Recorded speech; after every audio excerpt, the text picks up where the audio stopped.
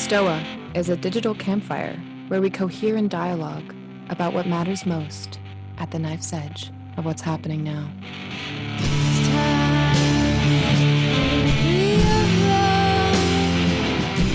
Welcome to the Stoa, and this is it's the second session in the Unsuccess Symposium.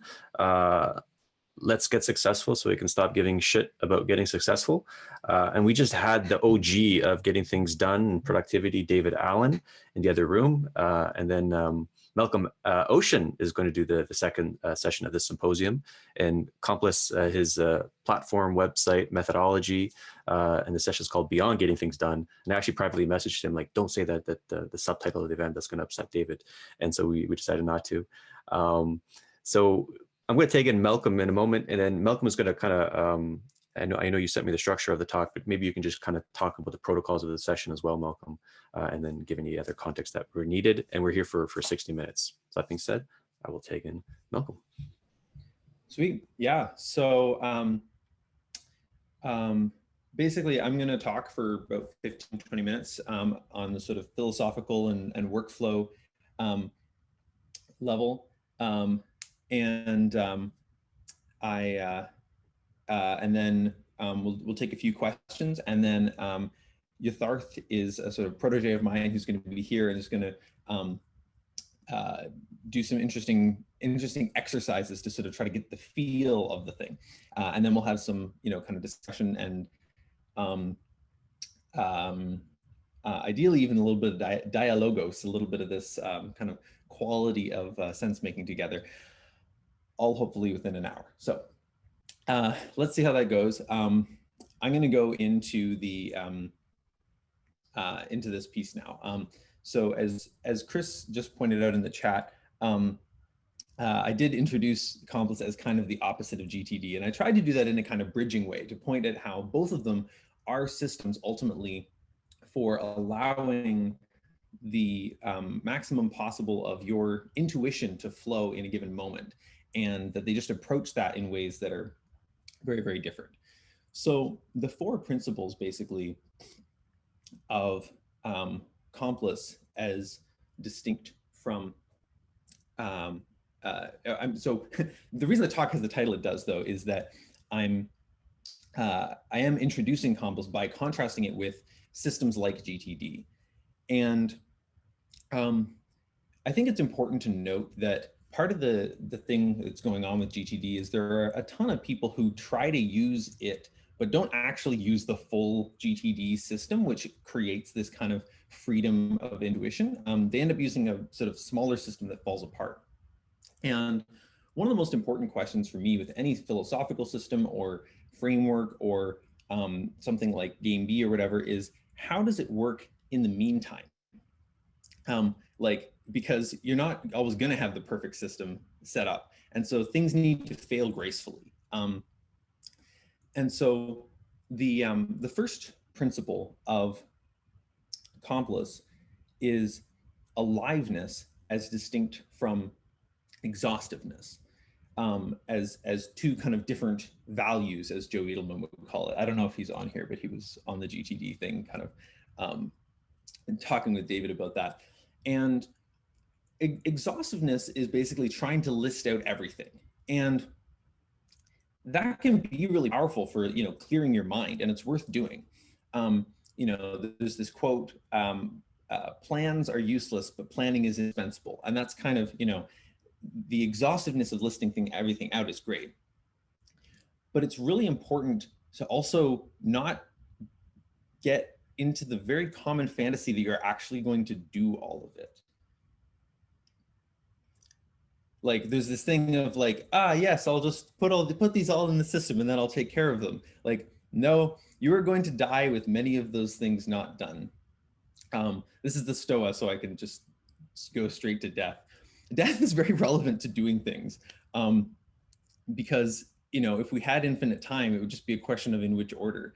But there actually is an important thing of figuring out, what am I going to do? And so the whole idea of Complice is shifting to an aliveness-based orientation that's saying, what's most alive for you? And in order to do that, you need to have some sort of context, though. And so I want to say a little bit, speaking of context, about the basic idea of this Complice system. So Complice is an app that I built, but it's also a philosophy. And I'm mostly going to be talking about the philosophy today. But at a high level, the basics of how the app works is that it gets you to enter a list of goals. And as far as Complice is concerned, those goals are basically just your whys. So you actually could use values in Joe Edelman's sense of, things that aren't things you're trying to like complete, but they're more things that, you want to live into and embody. And having said that, there is something important, even with values, about the fact that you realize them in the present, but you realize them in relation to the world you're wanting to create. So in that sense, they're still future oriented. So Complice gets you to say, hey, what are your goals? And then each day it says, all right, what are you going to do in service of those goals? And then when you put in that list, and then you kind of work on that list, and then there's various things that can keep you focused on doing those kinds of things. And then at the end of the day, you actually say, okay, here was my list structured by the order I was going to do it. But now here's each of those items laid out sort of with each of these headings, the heading of each of my goals, and say, is this, how do I feel about my progress towards this goal today? And so it gets you reflecting regularly on how you're doing towards the things that you care deeply about. And so then, lather, rinse, repeat. You wake up the next day and you say, okay, what am I doing towards my goals today? And so forth. And the things that you don't do today, importantly, and this is crucial to this aliveness thing, is that the things you don't do today don't automatically go on the list for tomorrow. They go on the list of things I thought I was going to do yesterday. Because as somebody pointed out in the questions of the GTD talk, there's no, you don't have access to everything you know directly. The resistance that you have to taking on some sort of action comes from some sort of system in your brain, your mind, body, your whatever, that doesn't think that this thing makes sense, even though conscious you thought it did. And so,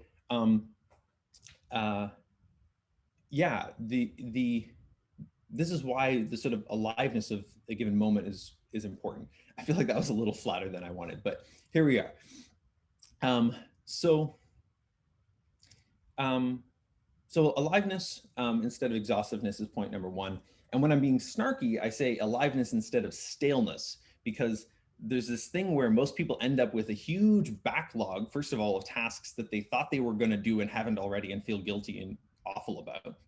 And second of all, a huge plan of the future of things they think they're going to do, but they're just getting ready to feel guilty about in the future. And instead, come back to, why am I doing any of this?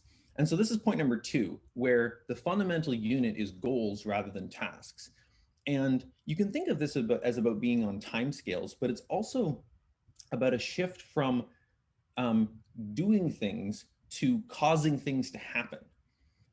It's not about checking boxes off, although Complice does have really satisfying check boxes in the app. It's about, what change do I actually want to see, and how can I move through the world in a way that creates that change? So, some apps, advertise like that. They're like, oh yeah, you'll organize all of your stuff so you'll have all the groceries and stuff. But like, there's more to life than groceries. And the idea that you'd want to like arrange a list of complex steps towards a project the same way that you just want to lay out a grocery list feels weird to me. So shifting from the fundamental unit of tasks to goals is about that shift towards what do I deeply care about? And that could be what do I deeply care about on a really long scale, or just kind of in this moment. The third point is a proactive approach rather than reactive. And this is almost this, a sub point of goals versus tasks, which is basically with a GTD system or some other system where you're like throwing in, dozens or hundreds of tasks that are just going to happen at some point. The basic stance you end up with is, here is all of this stuff I could do. What of that does it make sense to do? And from Complice's perspective, this is backwards, because like, where did all of that stuff come from? Why are you going to do it? With Complice, the flip is, well, what am I trying to achieve here, and what needs to be done in service of that? Because honestly, like, you have lots of ideas throughout the day, and GTD says capture them so you can get them out of the way, so you can do what your intuition says makes sense. That is one decent approach, but it's a lot of work to manage all of those ideas that you capture. And so it's very easy to end up with this stale feeling. By contrast, there's a different approach which just says, I don't need to remember everything. Some things I need to remember, but I don't need to remember everything. And actually being willing to say, I just had that idea, I might do it, but like, I want to just, without even trying to track it anywhere, I want to just return my website or return my thinking to what's important right now, and trust that I'll bump into that again if I need to. Again, that's not true of everything. Sometimes you have a little insight or of like a little line of a song or something, you got to get that down. But the point is, the generator of what do I want to do next ultimately needs to be a question other than just like, here's all this stuff, what do I actually do? It's really important to note that like David Allen's original system has that in mind. I mean, he underscored this, like, you want to be running from your intuition, not from your, not just like methodically trying to like execute your plan perfectly. The problem is, we have, I don't know whether it's from schooling or brand culture or something else, but we have this idea that plans are for executing in a kind of like systematic way, as opposed to a plan being a kind of like communication with your future self of like, hey, future self, here's my best idea of what I think you'll want to do today, just for your information. And so whatever people use, whether that's, a system like Asana or Trello or some system where they like list everything out, or a system like Complice, there can be a tendency to try to just execute methodically. So point number 3, as I said, is a proactive approach rather than reactive. The epitome of a reactive approach is like when you're just looking at your email and people are bombarding you with stuff and you're just responding to whatever gets bombarded at you, like, which is a super, like, I had this image of like someone without a prefrontal cortex or something. Like it's very arbitrary, and I've noticed this with myself sometimes. People message me a bunch, and then I end up talking most of people who message me, and I'm like, wait, these actually aren't the people I most want to be talking with. Like, how do I sort of get back in touch with my sense and like send a message myself to someone who really is somebody I want to be closer with? So the final piece, which I guess, the final piece is choosing and doing over organizing. At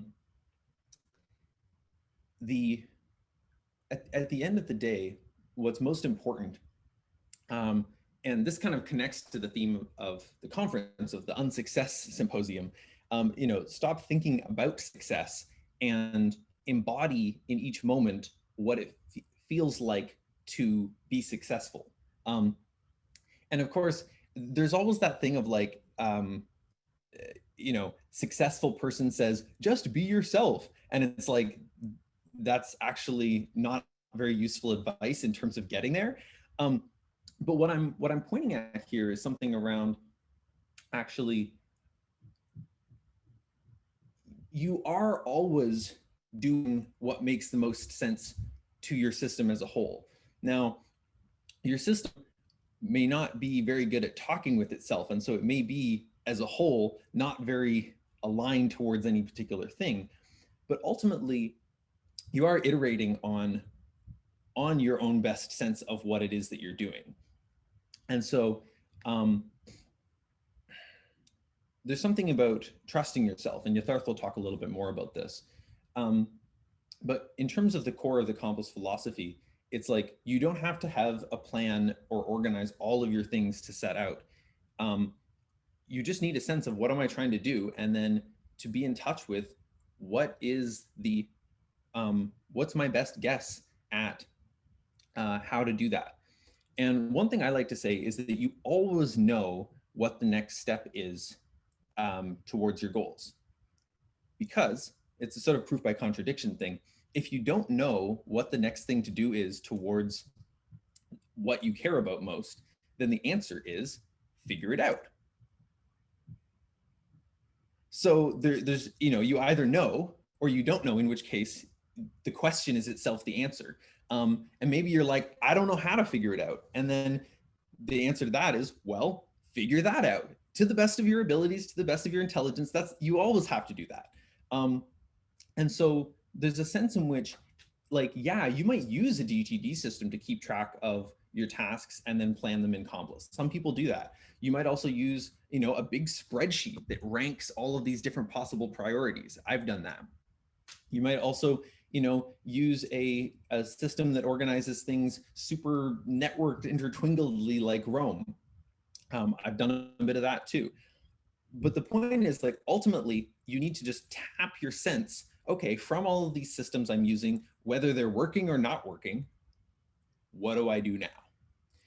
And so that's pretty much the core question of Complice, which it essentially asks every day in the form of, what am I doing towards my goals today?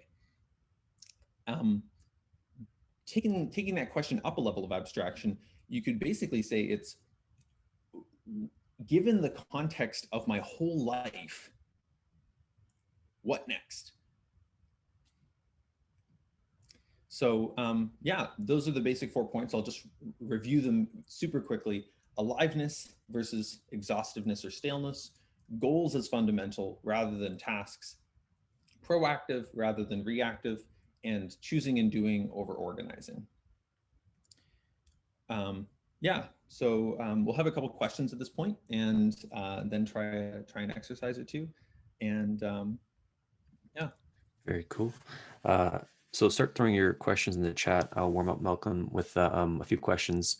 Yeah, I have two. The first one is kind of like your history of how did you develop the system, and what was sort of like the forcing function that created it. Yeah. Oh, that's a great question. So I guess it was two parallel tracks, or three or something. I don't know. Everything comes together.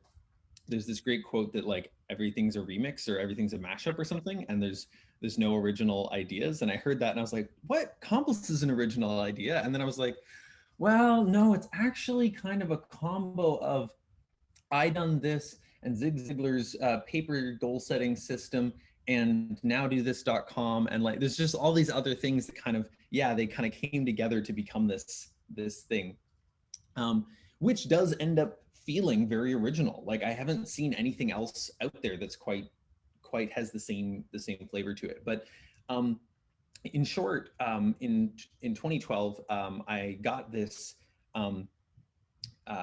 this book called Pick 4 that Seth Godin had assembled based on this motivational speaker, Zig Ziglar, who had a whole program around goals. And the book was basically like, pick 4 goals, and it had a couple of short exercises to do the picking of 4 goals. And then it said, now work on those every day. And it had, just a list to write down what you did toward the goal each day, and then a little question that said, is this enough? Yes, no. And the simple act of, first of all, tracking what you're doing towards things as opposed to just tracking random stuff, And then second, saying, am I actually on track here? Like, and getting to ask that question yourself, I think is really important, because, you know, we're used to school and, you know, business contexts where somebody else is kind of assessing that for us. And there's something really meaningful about tapping it yourself. I'm rambling a little bit here. Anyway, point is, a year later, after I had done this goal setting process and used it to release an album, I thought, you know, I wanted to make a business. I actually had a goal of making a business, and I was like, what do I want the business to be about? And I thought, hey, wouldn't it be cool to make an app that helps people do this same goal setting process? So, you know, I remixed in a few components, but yeah, that was kind of the basic inspiration. Was I was like, wow, I've had such a cool experience of, like, in the middle of my undergrad degree, recording and releasing an album, and like I just did that because I wanted to. Like, I had this, and I was like, I think most people haven't experienced like self-directedly pursuing something because they want to, and I wanted to share that with people. Yeah. Very cool. And so my other question is, first I just say that I love, like, when Malcolm and I have conversations, it's like, because we're both in this meta-modern trans-perspectival space, and this weird new philosophy emerges every time we finish our conversation. So I can ask this question to you, as opposed to maybe someone like David Allen, who's more fixated in his approach. So when you were talking, what came to mind is that Dave Snowden's Cynefin framework, how there's like 4 ontologies, right? Like there's a simple, complicated, complex, and then chaotic. And you know how we talk about like code switching with perspectives in order to kind of like communicate with various different mimetic tribes. Could you almost code switch with different productivity frameworks? So like in a simple domain, maybe a to-do list would work. In a complicated domain, like GTD would be better. In a complex ontology, Complice, maybe chaotic is just like that, like just answer whatever, you know, email is in your inbox. Right. Do you think do you think that has validity, that the idea of code switching frameworks? Yeah, I mean, one of the things that I sort of meant to bring up a little bit in the talk, but didn't really get to, is like there are trade-offs to any system, and taking a goal-first approach, and using the Complice app, which doesn't sort of leave things on your list until you do them, is, you know, has the trade-off that you are more likely to forget random little things. Now, you can track those random little things using some other app, other reminder app or something like that, and that can work pretty well. But it's basically saying, you know, the trade-off is worth it to forget more random little things, but be really powerfully, purposefully self-directed. There are contexts where that's not true. If you're somebody's personal assistant, like, you know, if you're an executive assistant to somebody, you actually probably want a GTD system where you're tracking all of the little things, making sure none of them gets dropped. And you're not actually being, in that context, necessarily super self-directed. Like, you might be to sort of carry out some little project, but you're not waking up each day and saying, well, like, what do I want to do today in the context of everything I care about? You're waking up each day and saying, like, hey, you know, person I'm executive assistant to, what do you need me to do? So that's a kind of context piece. I think the thing about Cynefin is pretty accurate in some ways, because it's like, yeah, the, you know, complex systems are, they tend to have a kind of a life of their own, and as kind of, they stay alive kind of naturally, and whereas, and if, and they're sort of self-healing. Like if a piece falls out, or 2 pieces fall out, they'll kind of naturally notice and kind of repair. A complicated system, right? Like, you know, I could take a key off my keyboard and the rest of my computer would still work. But if I take out the video card, like the whole thing just doesn't, you know, doesn't go. And so with a complicated system, yeah, it is more important to be really tracking what are all the pieces. Like, can't forget any of them. They all are important. So I would say, yeah, that's actually a pretty good distinction between the two of them. Very cool. So you want to field some questions now in the chat, or do you have a demo prepared? How would you like to? Yeah, maybe we'll take one question from the chat and then kind of go into the demo. Right. Oh, I'll tag more generally that I'm also very game to like respond to questions on all of these levels on Twitter pretty much anytime. So feel free to like ping me there. Yeah. Okay. Just gonna get a good question here. Let's go with Derek. You got a question? Yeah, hi, Malcolm.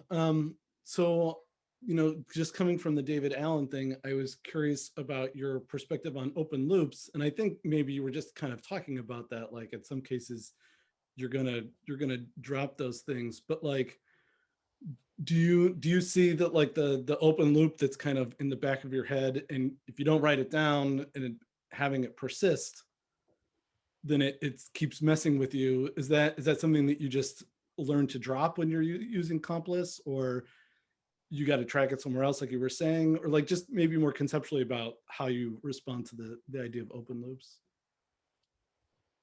It's a really good question. And I've read the GTD book, but it was almost 9 years ago that I read it. And but I know the concept of open loops. I have a few ways that I think about this. Way number one is that there might be a kind of neurotypicality thing going on where I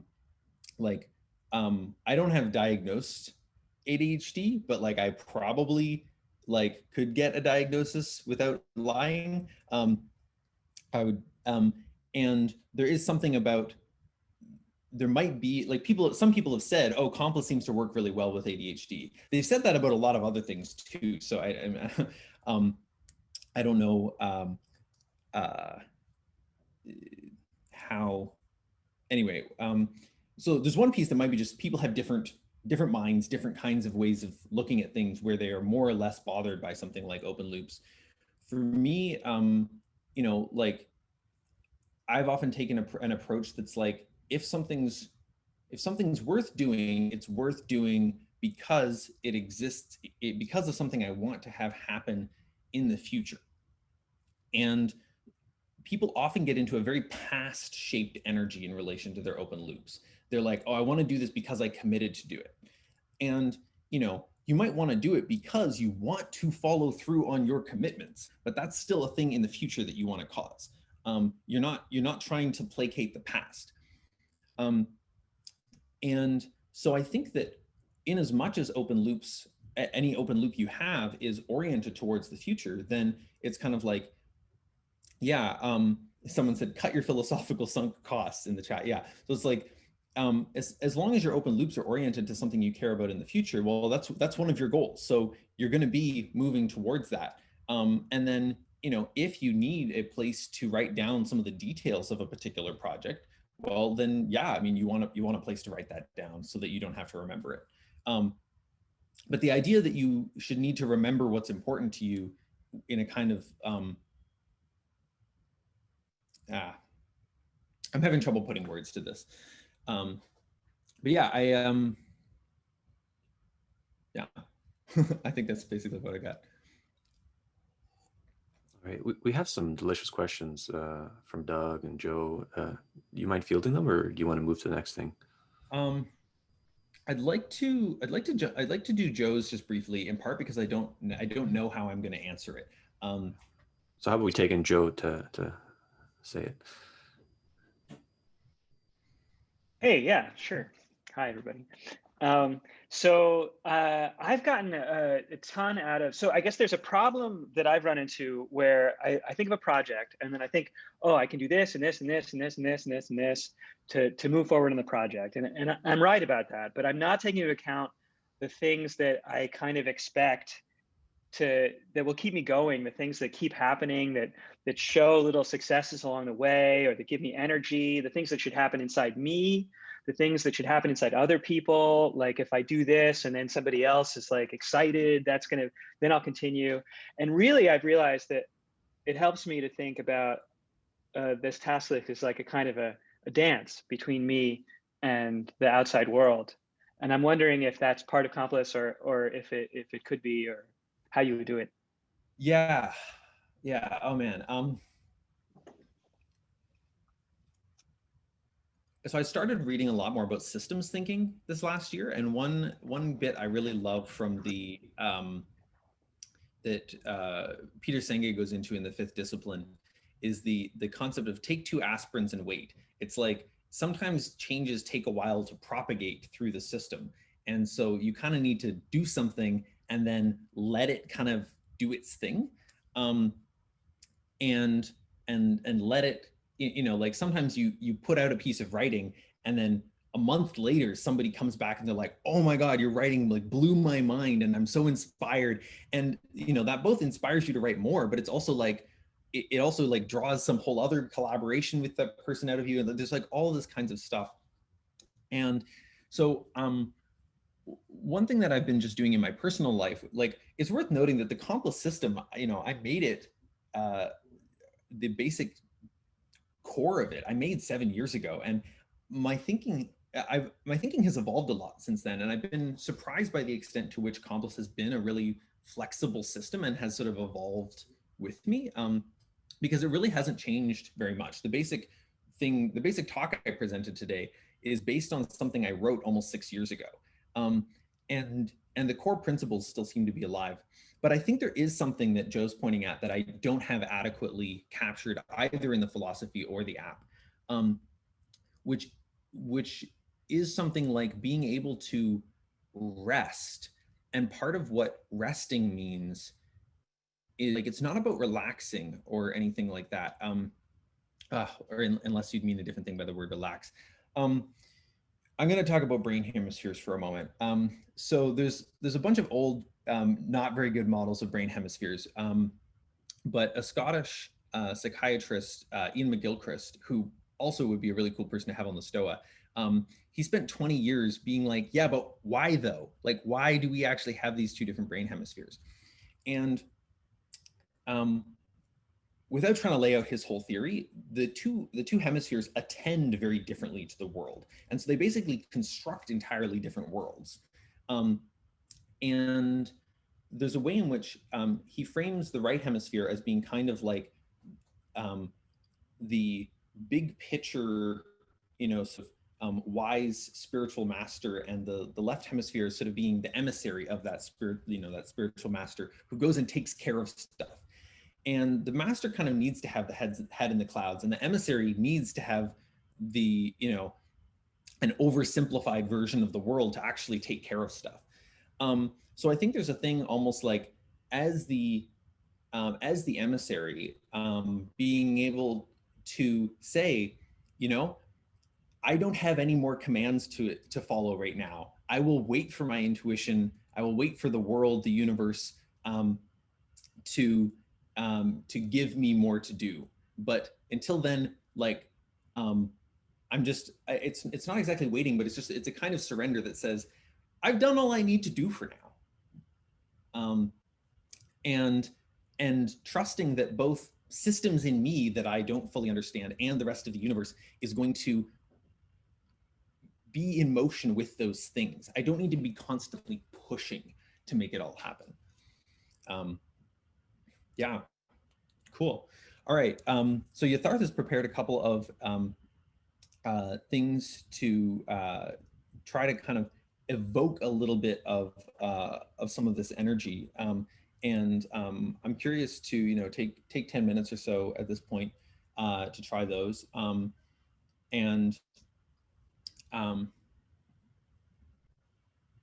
Yeah, I'll just introduce Yatharth briefly. He's a Stanford researcher in AI and human behavior, and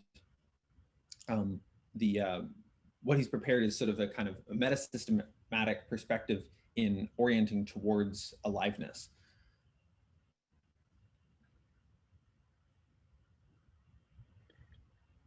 Yeah.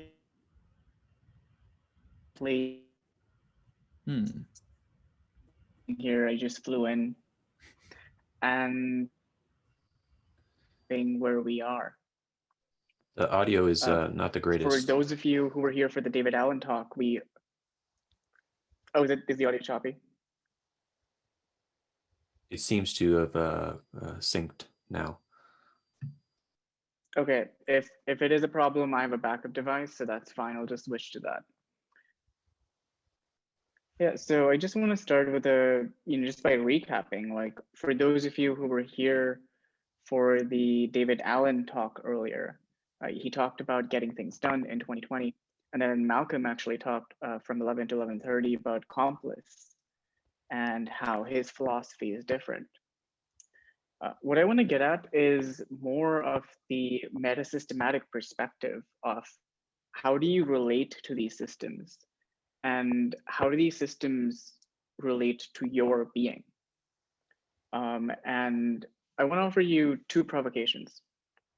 The first one is that your productivity system is not what you think it is. It's what you actually end up doing. And the second one is that you actually always know what's the next thing to do. Your brain is literally always picking what's the next thing to do. And to get on with it, I want to affirm what we're trying to do here. The central project of productivity is basically boils down to answering two questions, which is what needs to be done right now? And can I be in touch with why that needs to be done? Everything in productivity is about answering those questions. What needs to be done right now? And being in touch with why that needs to be done. And so with that said, I want to talk about, I want to go on to provocation one, which is your productivity system is not what you think it is. Take a look at this. I'm gonna share my screen really quickly. This is something I like to jokingly call the samsara wheel of productivity.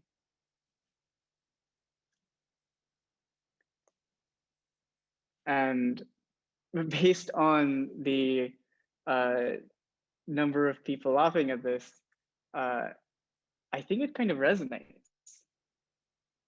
And I think it's kind of crazy, actually, the fact that it resonates so widely.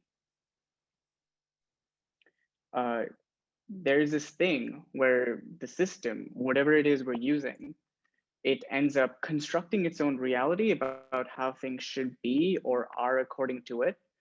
And that reality like slowly starts to become increasingly unhinged from your own reality.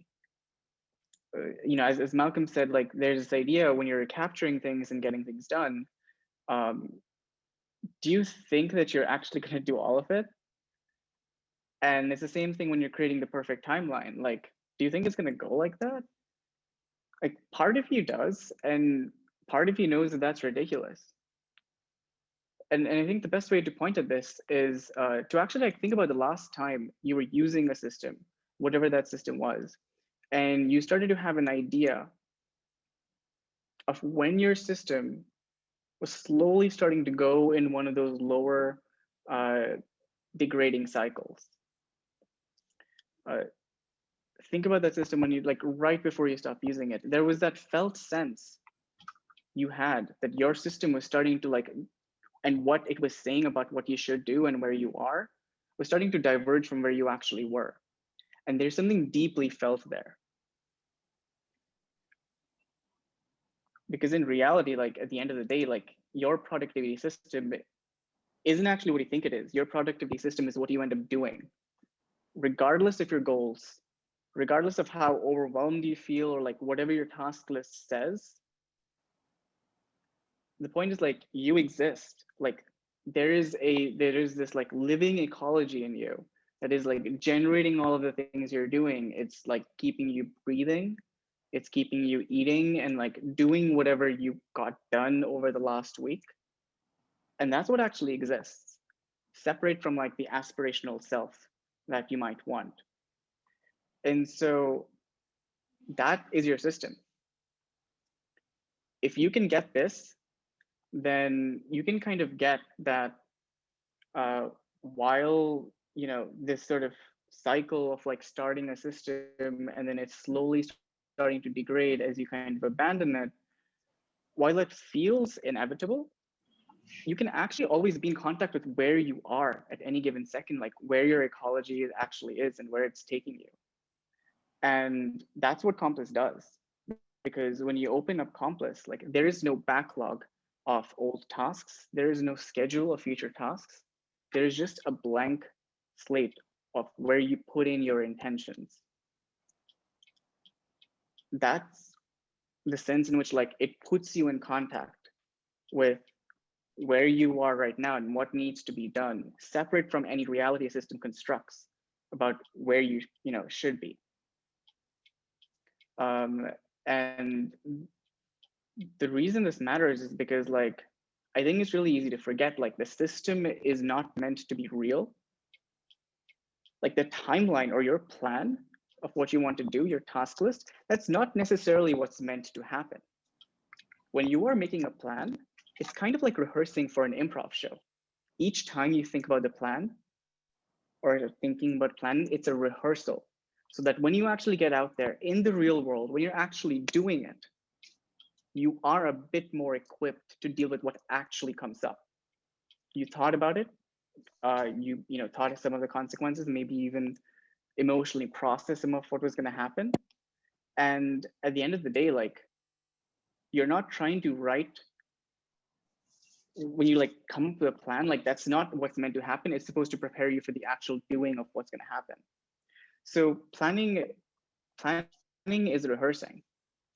And that's, again, what it comes down to when you open up Complice and you like set up your list of intentions.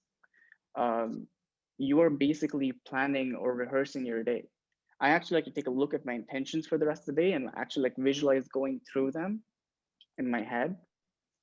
And like just see like going through the tasks, like I'm doing the first one, second one, and just visualize my entire day and see like how it feels in my system. Like, does that feel good? Does that feel gross? And like, if it doesn't feel good, like, do I even really want to do it? I can adjust, I can emotionally process, I can change my idea of what happens, I can add fun things until my system thinks it's okay or doable. And that's the point, which is that like your system is not what you think it is, and whatever it says is not what necessarily is going to end up happening. You can never forget that. Your system is a rehearsal for the actual moment of doing. That's what matters. So that's provocation one. Like your productivity system is not what you think it is. It's what you end up actually doing. The second one, which I'm just going to briefly sketch and we can go more into it in the discussion, is that you always know what matters to you. And the way to get at this is like your brain is literally always picking the next thing to do. Think about all of the systems in your life that you may have used or that broke down, or you were moving from one place to the other and you sort of like ended up finding a new system, right? Each time a system degrades or moves on, like the thing that has survived is you. You have gone your entire life and in a sense never gotten stuck. The reason it matters is because when we're using any of these systems, we can never ever bypass checking in with ourselves. At the end of the day, you know what you want. You are checking and controlling the system. This is what Malcolm was pointing to when he was talking about like having goals where you ask at the end of the day, like, did you do enough? There is this sense of the timeline that exists.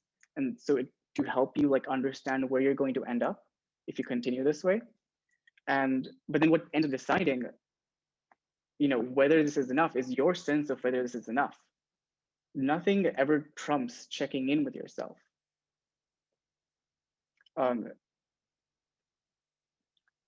And this kind of goes back to like your relationship with the system, where everything you'd end up doing is everything matters because it matters to you. I know that I can start looking at my tasks and it can start to feel like there are these like atomic pieces of duty. And I kind of forget that they're linked up together in like a series or sequence that's somewhat leading up to like my idea of what I want. And When you have a system, you want it to help connect those tasks with what you're doing. Like why it mattered to you in the first place. You wanted to remind you of the goal, not the task, which again is why Complice emphasizes goals over task. You're not doing it because the system said to do it. You're doing it because it was something you wanted to do. And that is sort of the ultimate measure.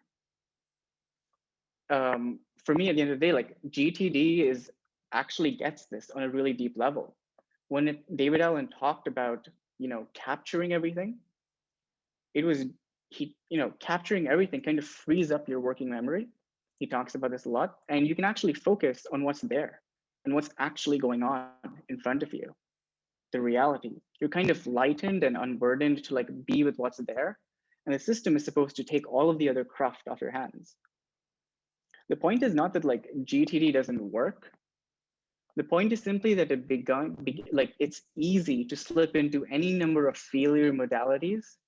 Like when we're entering our tasks into the system and we forget that like, the point is not to actually ever do all of them.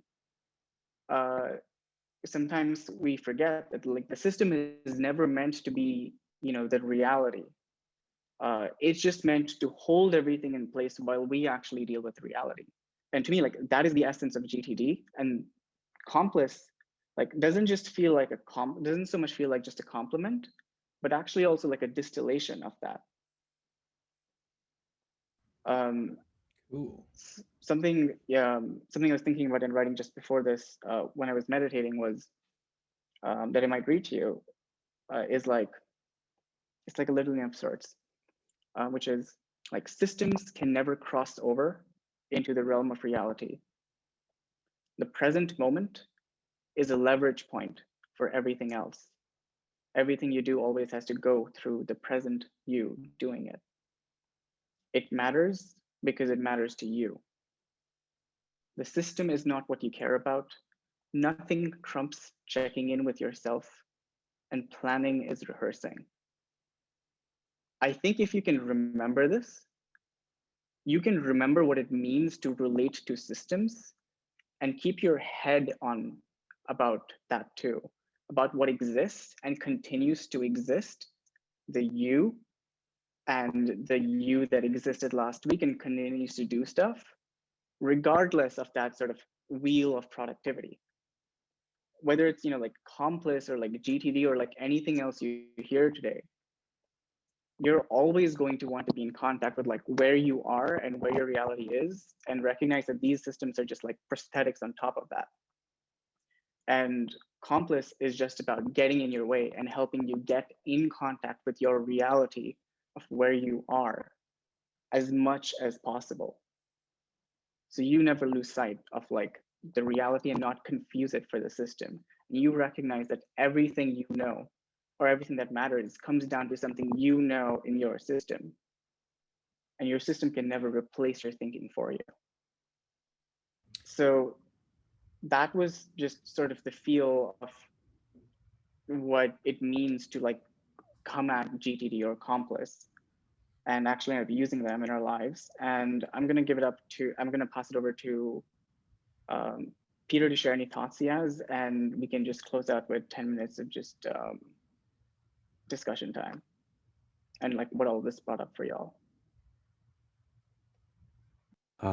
So for Q&A for 10 more minutes, does that work?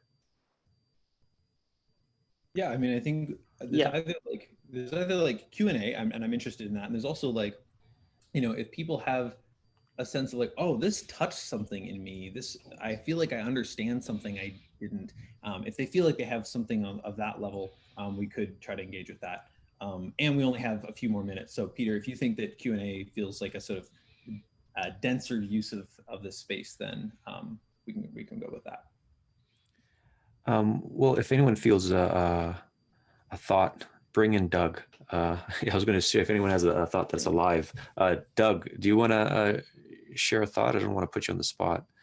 If you're, I did. No, I'm just I'm trying to absorb all this. I'm really enjoying the different getting a bit of a framework for how I think I've been working, and I'm kind of as I'm getting more traction, I have to become more productive, and so I'm just just learning to ways to tweak, and I'm liking Malcolm's much more right hemispheric kind of global goals oriented approach to doing that. So I think what's going to happen is I like the example about you throw something in the system and it takes time to propagate, because I'm going to spend some time digesting this and maybe have a conversation with Malcolm after.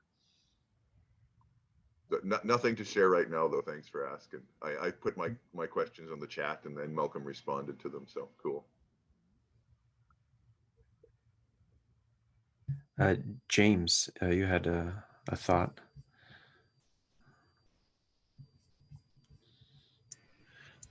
Sure. My latest was yeah, just I think resonating with that checking in with myself. And so I will say, as a very happy Complice user who is happy to recommend it and tell about how it works for me, I would say that checking in with myself aspect is the core of what it does for me, of what the power of the system is for me.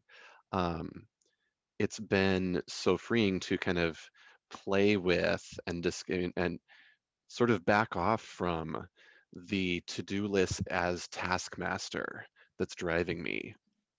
And so to check in with myself at the start of each day, I load up my today page and sort of like, oh, here's what I think today might hold for me, and kind of put that in, and then kind of dance with that throughout the day. And sometimes I intentionally choose not to do stuff that I wrote down at the start of the day. But yeah, it's that awareness, just that having that extra unit of like Complices there and sitting there, but it's just a loop for me to check back in with myself. That was what I was trying to resonate with.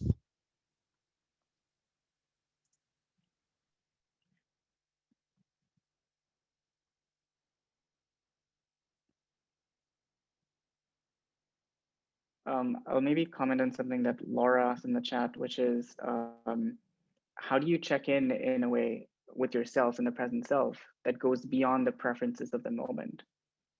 And the way I think about that, especially when it comes to Complice, is that there's a sense in which, like, you can, when you're visualizing the future and actually going through it in your head, whatever the possible outcomes, default probable outcomes is, you're changing something about yourself, and you're recognizing that in some way, like, the future is already encoded in your present self.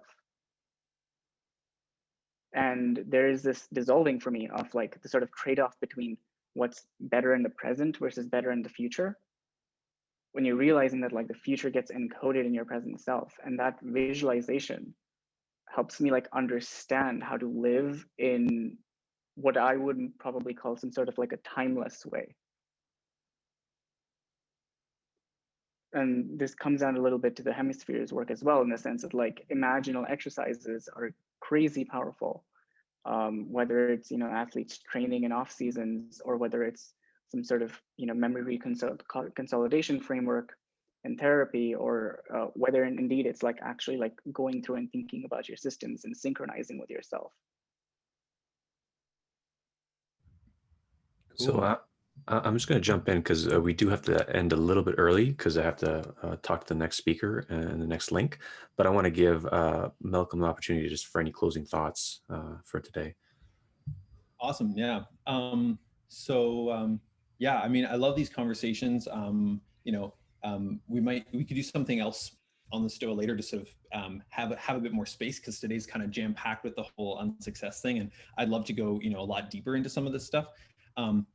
But yeah, in the short term, if you want to connect more around this, of course, you can check out the app itself at complice.co, and you can also we're running a series of kind of New Year's goal setting, planning, deep improv workshops, so you can, I'll just paste a link in the chat to those, and you can so you can check out those, and you can ask me a ton of deep questions about your particular situation at those. But yeah, basically, I mean, I think, I don't know, I feel like we've already said a lot. Yeah, looking forward to connecting more on Twitter as well with people. And yeah. Beautiful. Yeah, I highly recommend checking out just anything Malcolm does, really. The guy's a gem. And we'd love to have you back, Malcolm, on a more relaxed day. We need a whole productivity system just to manage all the events right now. So that being said, we have an event coming up right now, and then we're going to have an hour. So it's going to be the philosophy of success. Tom Butler Bowden, who wrote this book, 50 Success Classics. So he summarized all the success literature out there. So that's going to be fun. He's coming in right now at the top of the hour, and then we're going to have a break. And then at 2 p.m. Eastern time, Sebastian Marshall from Ultra Working, it's a really cool productivity system and organization they have there, is coming at 2 p.m. Eastern time. So you can check out that. That being said, Malcolm, everyone, thanks for coming to the STOA.